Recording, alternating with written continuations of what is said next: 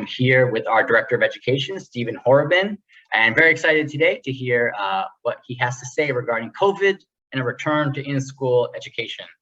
Stephen, I will pass you the baton here and let you take over. Thank you. Fantastic. Thanks so much, Jonathan. Hello, everybody who's watching right now and those who will be watching us later on YouTube. My name is Stephen Horabin. As Jonathan mentioned, I'm the Director of Education here for Beyond Education Consulting. Wanted to go ahead and take some time tonight to speak to you about COVID and a return to in-school education. Hopefully you saw some of our flyers and know already some of the content we're going to be speaking about tonight. But just in case, here are our big questions. These are the items that we'll ultimately be trying to answer. First there, what should we be concerned about for students with regard to both their school rank and their educational ability? In other words, has there been an impact from this past school year as we sort of move from distance learning into in-person learning? What kind of gaps are we seeing in terms of students' ability to manage their coursework, their course load, etc.? Second question I want to go ahead and answer is, how do we know if schools are sort of doing enough or providing enough support for students in order to ensure that they haven't totally fallen behind? There's a big question of remediation. In other words, again, if there are some content gaps from the previous school year, how are those being addressed in this current school year? Can they be addressed in this current school year is sometimes the question asked as well. And then finally, are colleges concerned about GPAs, meaning grade point averages, being a bit skewed due to online classes that have not been as rigorous over the past school year? And so this is going to be a conversation that, to be clear, as we answer these questions, will be a little bit different from school to school, student to student. So I want to be kind of upfront. As we try to get to the bottom of some of these questions, this won't be a one-size-fits-all answer.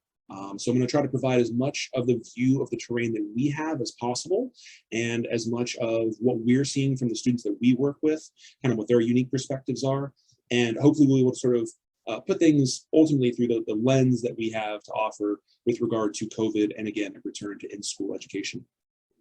To kind of kick things off, though, I just wanted to offer some insights into why we here at Beyond Education think that we have some unique information to offer. In other words, what insights do we possess as educators, as people who work directly with students, whether it be on the college consulting side or on the academic and test prep support side? In other words, where do we sort of source our information? How are we sort of positioned to be providing you this information tonight? First and foremost, our education team has worked with students throughout the Bay Area and even nationally and around the globe at this point for nearly a decade. So where we obviously are still getting our bearings with some of the aspects of education during a time of COVID, we've also got the sort of time before COVID, if you will, which we all sort of very fondly remember, to kind of compare and contrast with. So we've been working with students for a long, long time now around this area. And we learn a bit more about what's going on in other states, other counties, other cities as well. Additionally, I think the position of tutors, instructors, people who work one-on-one with students like we do, are kind of uniquely positioned to learn a little bit more about how the student feels about his or her classes, his or her workload, his or her sort of interactions with teachers. As most of you parents probably know, sometimes students are a little bit less communicative than we might like them to be about what's going on in school. And it can also be the case that teachers themselves, as awesome as they are, as supportive as they want to be, when they've got 30 students to a classroom, they're not as able to keep track of each individual student as they might want to. And so where do concerns and frustrations sometimes end up? Well, when working directly with an instructor like myself or some of our team, we're the ones who kind of get to hear them the most. Additionally, we're also sort of privy to how school policy changes are being carried out by teachers. Again, this is coming from students, but we also have connections with local school communities. Sometimes they're very direct connections, sometimes they're things that we sort of hear through the grapevine, but we also get insights from teachers, administrators, and kind of learn how school policy changes, particularly those related to COVID, are being carried out. So these are kind of some elements from the position that we're in, that we wanted to go ahead and sort of use to inform what we're telling you tonight. So that's kind of how we're positioned. With all that said, before we can start kind of talking about what it means to have in-class instruction resume right now, we want to get a little bit of perspective on where things were pre-COVID, just so we can have a little bit of compare and contrast and better understand some of the challenges relating to those big questions I identified earlier.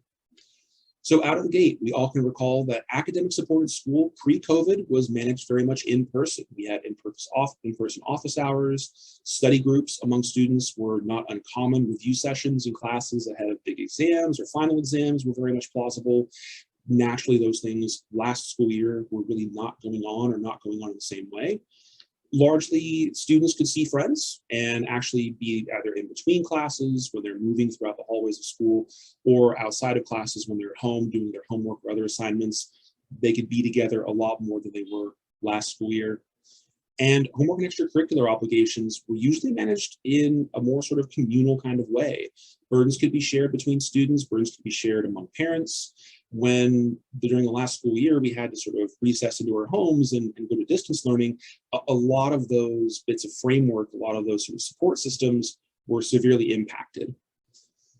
So then as far as education during COVID, how did things sort of change, right? In other words, how were they last year? How is that sort of informing this year? We just want to make sure we're on track with those changes. The shift to distance learning began in about March 2020. It was very abrupt. And as everyone probably recalls, teachers had very little time to plan. A lot of schools, frankly, had not considered the possibility of a pandemic. And so there was a bit of a scramble to determine how to move in progress classes online. We'd already had, obviously, about a full semester of classes occur.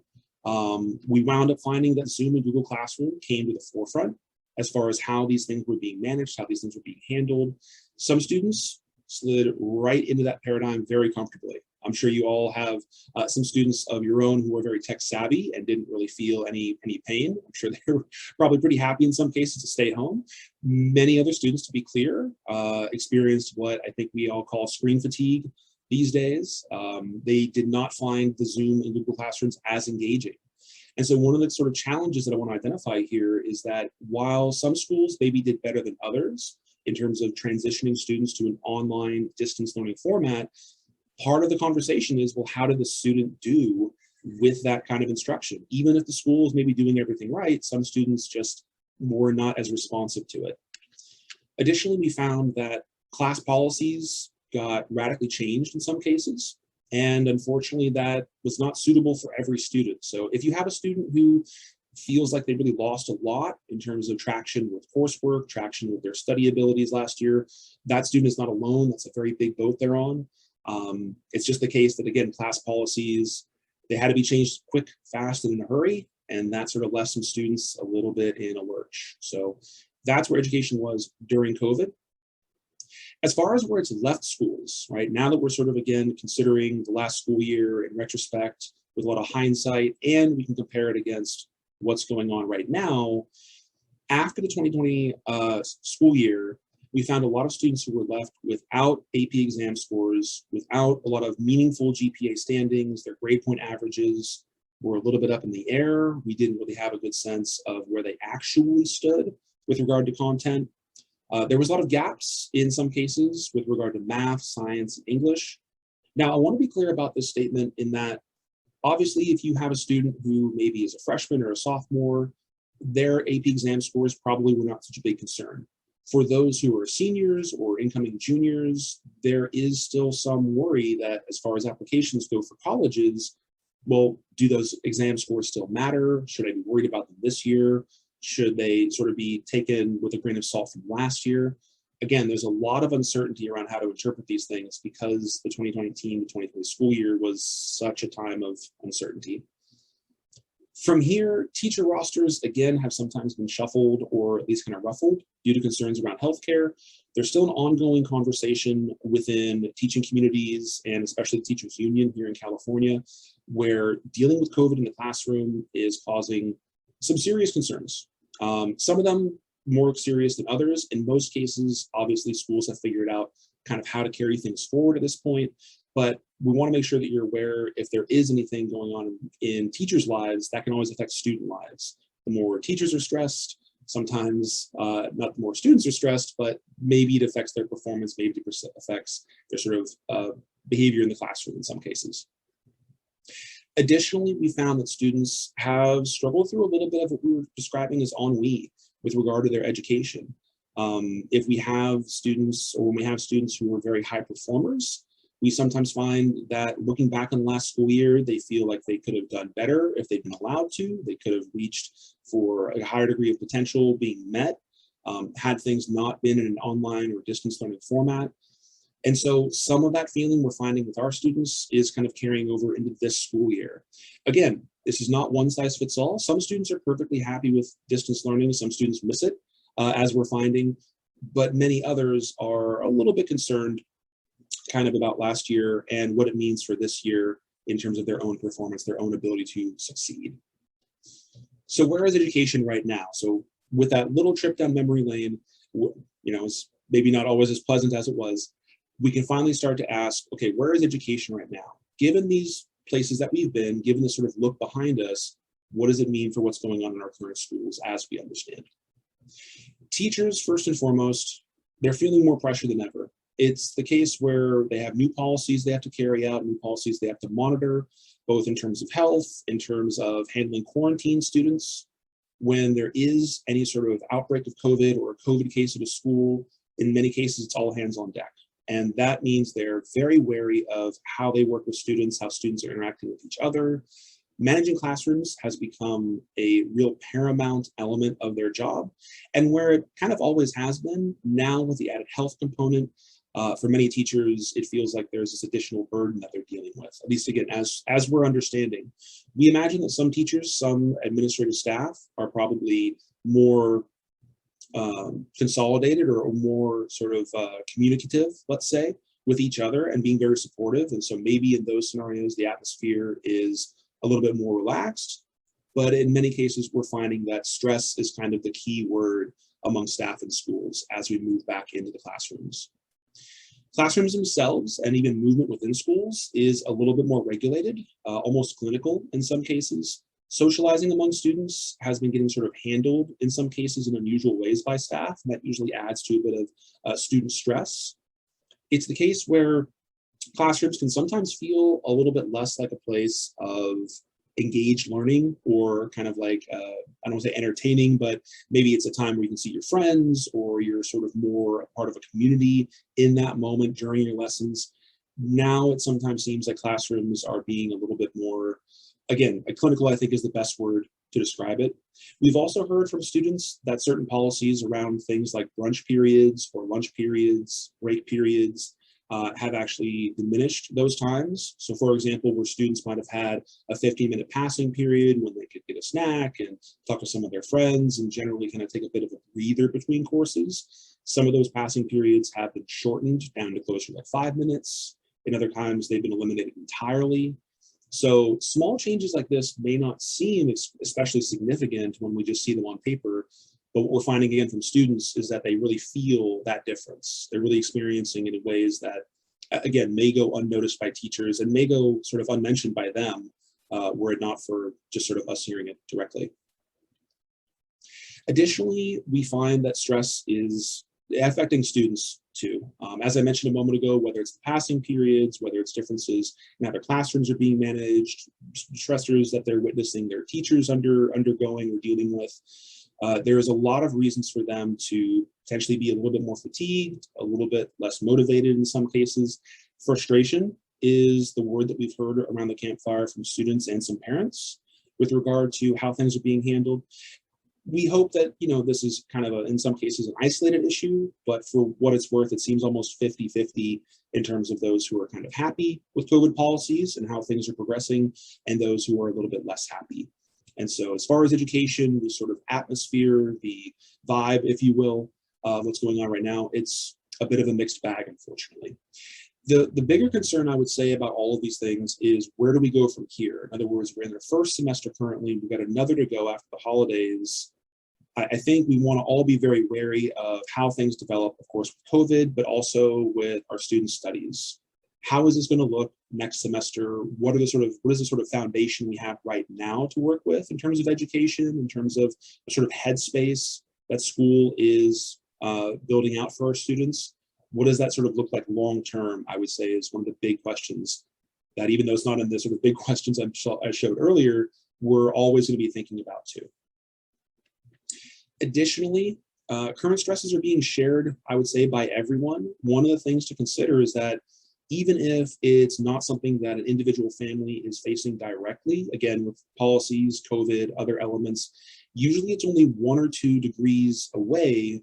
They're only 1 or 2 degrees away from a family friend or a friend of a friend or somebody who is dealing with COVID, is dealing with something in a fairly serious way in some cases. Additionally, I would say past stresses, from the last year, whether it be for students or families, are still being felt. There's still sort of a ripple effect occurring, as I'm sure some of you are very much aware, from the shutdowns, from the sort of quarantining that we've had to do. And so even as we progress back into schools, as we move back into an in-person education scenario, we're still seeing a little bit of the aftershock of something like this pandemic, which again, in a lot of respects is sort of unprecedented throughout history, at least in terms of how we're sort of trying to handle it, how we're trying to cope with it. So as far as the state of education right now, again, a lot of moving pieces and a lot of reasons to take things a little bit more slowly if we can, especially for students who are kind of caught up in the middle of things, unfortunately. So finally, the big questions. We have all this perspective now, right? We've kind of, again, gone through where things have been, where things are at currently. Let's start with what should we be concerned about with regard to students' educational ability and school rank. At school rank, for just in case anybody is a little unclear on the term, it refers primarily to GPA, student overall performance. School rank is something that would inform the valedictorian of a school if a school elects to have one. And so in other words, it's kind of where does a student land on their academic ability scale as far as how the school in question is tracking that. First and foremost, school rank or its approximation is unfortunately going to be impacted by last year, by COVID effectively. And that's even if it only means the metric is relatively uncertain. I mentioned earlier that a lot of school policies shifted for the distance learning scenario that we had in the 2019 to 2020 school year. Some of those policies turned in the direction of grades being pass-fail, grades being much more lenient. I think in many cases, given the stresses that students and families were under, teachers and schools in general really did not want to make any waves by maintaining fairly rigorous standards in most cases, not all, but in most cases. As a result, we have sort of a wobbly GPA, if you will, a wobbly school rank.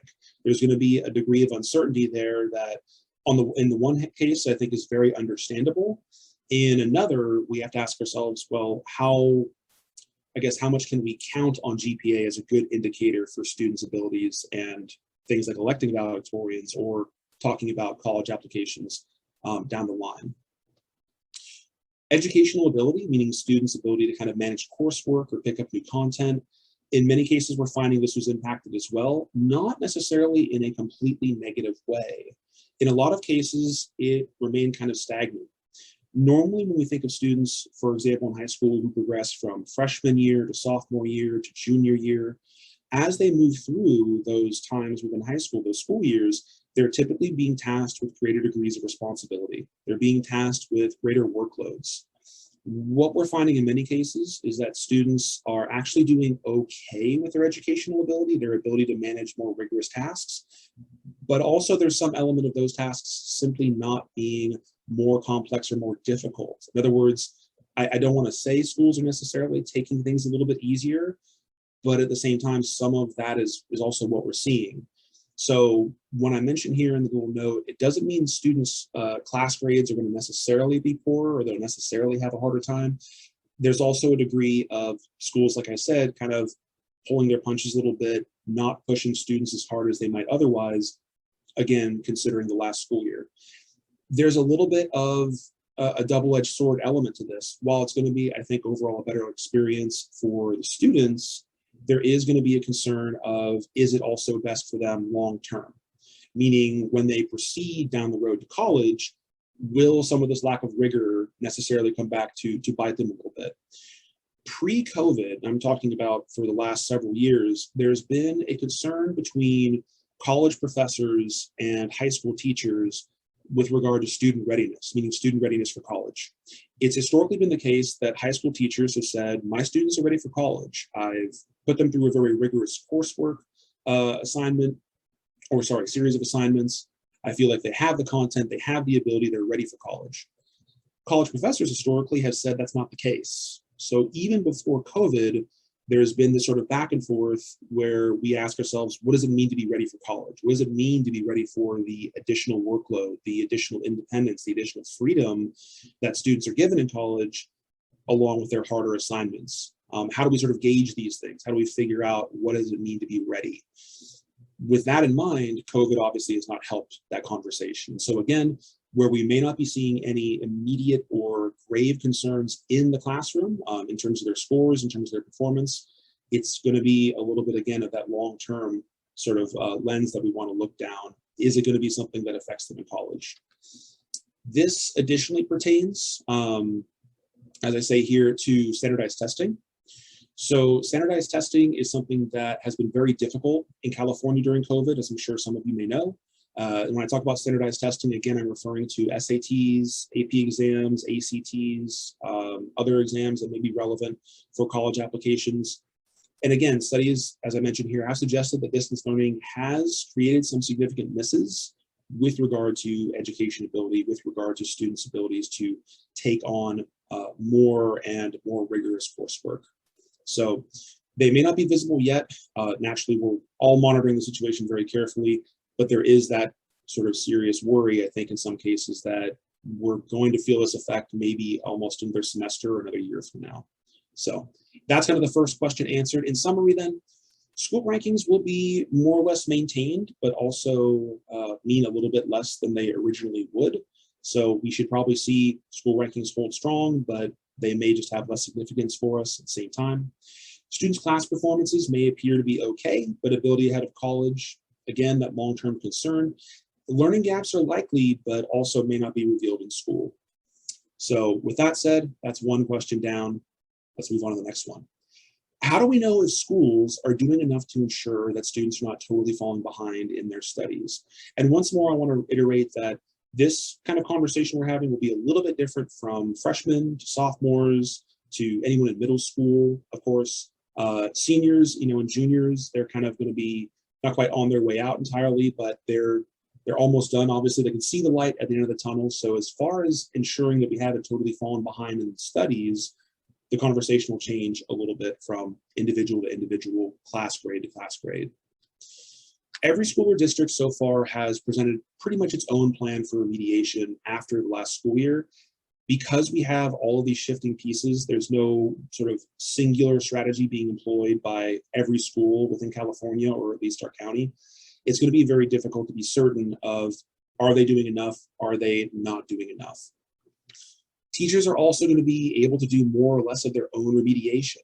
And so in other words, we've heard that some teachers are very much taking it upon themselves to provide remediation kind of approaches, things like additional office hours, things like formative assessments. Formative assessments, if you're a little bit unfamiliar, these are things where they are actually providing ungraded quizzes effectively to students within classrooms and kind of gauging where they're at with their lessons from the past school year. So these are ways that teachers might get a sense of how is a student prepared for what's going to be coming up next in either the next week or the next month, next semester, without impacting their grade negatively. So formative assessments are things that the Department of Education has recommended. How often they're being used, though, again, varies from teacher to teacher, district to district, as we're sort of finding. Additionally, some courses don't really have relevant remedial work. Things like the sciences, when we proceed from biology to chemistry to physics, there's not really a good way to gauge the need for remediation. In other words, if a student took biology last year and they're moving into chemistry this year, there's not going to be a significant overlap between those two topics in order to determine, did we miss a significant chunk of biology last year? Or do we need a little bit more remediation for other classes, again, like history or English? They do, however, have relevant study skills, things where if a student is a little bit unfamiliar with how to pull information out of a textbook or better take down notes from provided websites from the teacher, things that they would have maybe normally done last year in that biology course, hypothetically, that we're just unable to do, those skills may very well be missing. A good example for sciences in this case would be lab assignments.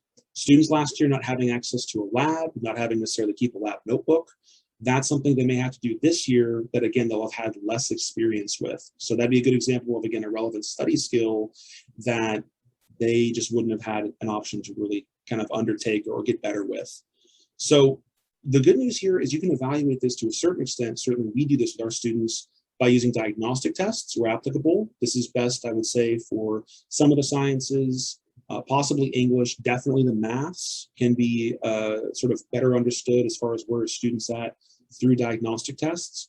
Work samples have also been provided by some of our students with regard to history or English, some of the sort of softer topics. So those are two different ways that we can kind of evaluate where a student's at and what they may need in the future as well. So in summary then, students themselves are frankly going to be the best indicators of whether we are doing enough, quote unquote, or rather schools are doing enough, teachers are doing enough. Communication is really going to be key. And as I mentioned at the very beginning, being instructors who work one-on-one with students, we do often get those opportunities to hear directly from them how our class is going. Parents, unfortunately, it's historically been our experience, and certainly my experience as an instructor for students, there's just not as much communication as you might like from student to parent. We usually end up fielding, to some extent, to varying degrees, some of those gripes and concerns that they have. And so communication, again, is going to be a very, very big part of where the student's at any given time and where they're at with their future studies too. The ZDE, as I say it here, the California Department of Education, they have charged schools with doing some evaluation of students' progress. So people do, of course, have an eye on remediation. It is being addressed. I think the bigger concern, though, is how is it being carried out? So even if the mandate has been given by the Department of Education, we've seen, again, sort of a mixed bag of results, whether it's teachers taking things upon themselves or not really following through at all, schools kind of focusing on it more, focusing on it less, with, again, health concerns and liability concerns taking, I think, the forefront, being at the front of everyone's mind when it comes to staff in school. Some of the mandates for monitoring, needs for remediation may kind of fall through the cracks. There's just only so many things we can prioritize all at the same time. And so I really do sympathize with a lot of the staff kind of struggling through this. Diagnostic exams and work samples, just kind of touch on those one more time. They can be great indicators of proficiency. So to be clear, there are ways to figure this out in a sort of quantitative or at least qualitative kind of fashion. So we do have ways to get firm answers to the question, do we have a sort of gap in learning, a gap in study ability on a student by student basis? So there is good news. If we have any suspicion, if we have any concern, we can get firm answers to that question. Moving on then, finally, let's talk about colleges for a second. Now, again, if we have students who are younger, freshmen, sophomores, you parents right now don't necessarily have to worry too much about this, but certainly juniors, seniors, this is kind of a key time where we can see down the road just about another semester, another school year, and we're going to be having a lot of conversations around colleges. So our college is concerned about GPAs being skewed due to online classes that just really have not been as rigorous over the past school year. So colleges already, even without COVID, they operate at a fairly significant distance when tracking student performance in high school. Of course, colleges who receive applications from students all over the nation, sometimes around the world, how do they have any kind of window into what a given high school is doing, how they're sort of putting their students through the paces, so to speak? Usually they track this through what are called rigor indexes or rigor indices. For anyone who's a little bit unfamiliar with the term, a rigor index is effectively a report card for a high school that suggests how rigorous is the coursework here. In other words, if we have two students taking biology at two very different high schools, let's say one has an A, one has a B. If one of the high schools is known for simply having a much more rigorous biology course, that might be tracked on a rigor index. And so the B or the A can be kind of put into a different perspective.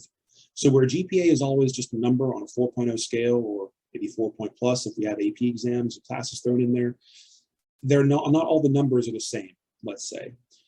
This is, of course, some conversation that probably private schools have with parents. So if anybody here has students attending a private school, you might have heard some of this. Some private schools, for example, opt not to even offer AP classes. They don't offer any sort of GPA bump because they happen to know that their rigor is considered to be very, very high. So With all that said, again, GPA, as far as colleges are concerned, usually there's a little bit of that rigor index kind of lens being applied.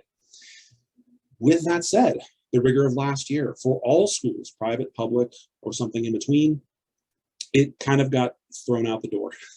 Again, because we had so much trouble with online distance learning, it was very difficult to really say for sure, was the rigor still there? In most cases, frankly, it just wasn't. So GPA now, is it still considered as important as it was? Probably, but are we able to look at it with the same confidence that we had previously? Not quite.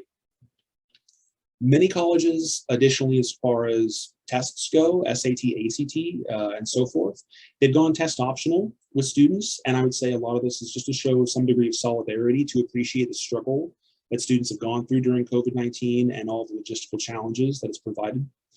Standardized tests, though, are still highly valued. While they can be very difficult sometimes to still capture in California, I think they're easier at this time.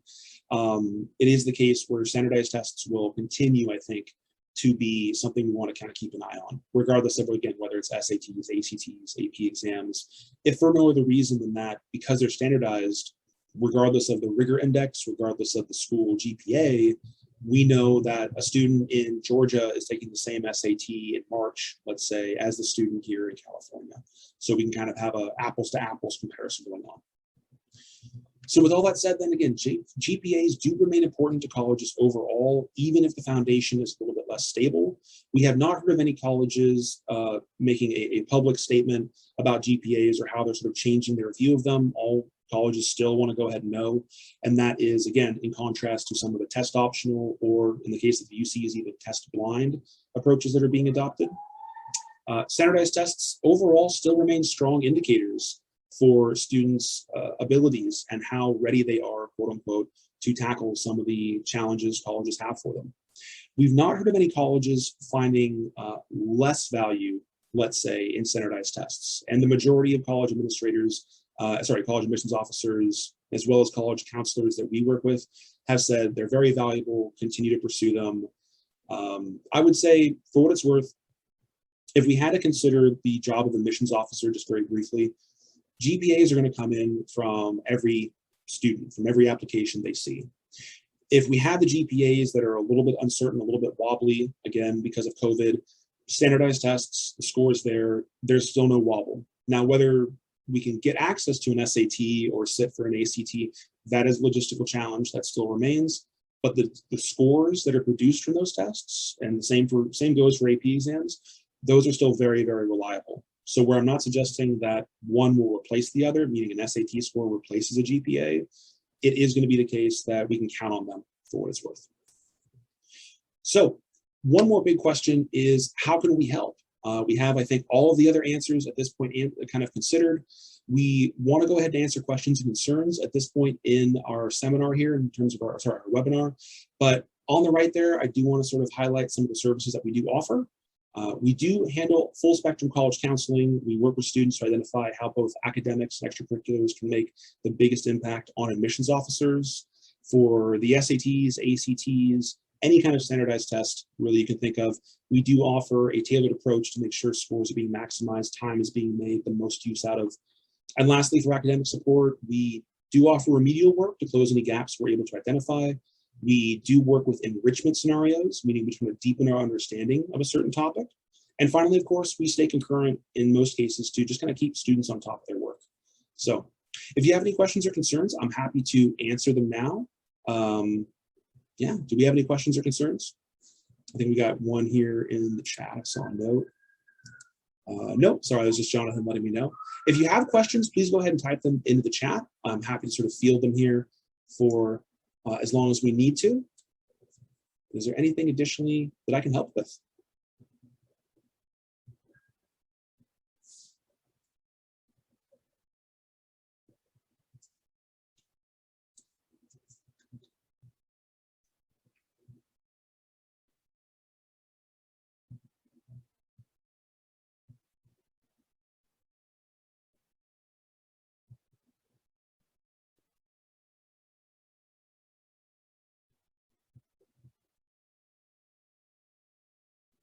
Well, it looks like everybody, I think, got all the information they wanted.